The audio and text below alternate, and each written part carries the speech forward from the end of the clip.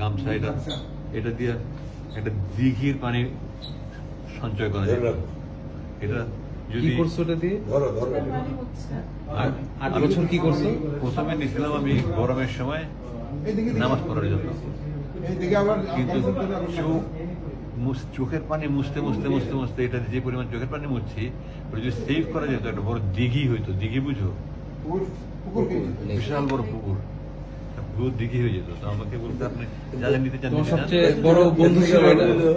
এটা বানাইছে কি? এটা 8 বছর তো টিকছে। হ্যাঁ, কোম্পানির অ্যাডভার্টাইজ হয়।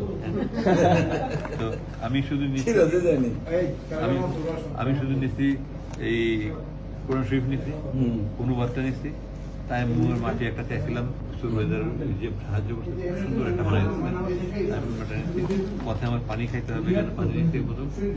আর কোন যুগটা দেখি কি অবস্থা 8 বছরে। কত ছিঁড়া, আমি এই যে এখানে তালি তুলি লাগাইছি, আমি এগুলো সব লাগাইছি, আমি এগুলো সব করতে আমি লাগাইছি। আবার এখানে কমেন্টে লেখা আছে এই তর্জমায় অনুবাদে এত বেশি ভুল রয়েছে যে কোরআনের অনুবাদের ক্ষেত্রে এই ধরনের ভুল ক্ষমার যোগ্য। ফুটনোটস। এই 429 নম্বর পৃষ্ঠায় একটা সূরার 3টা নাম।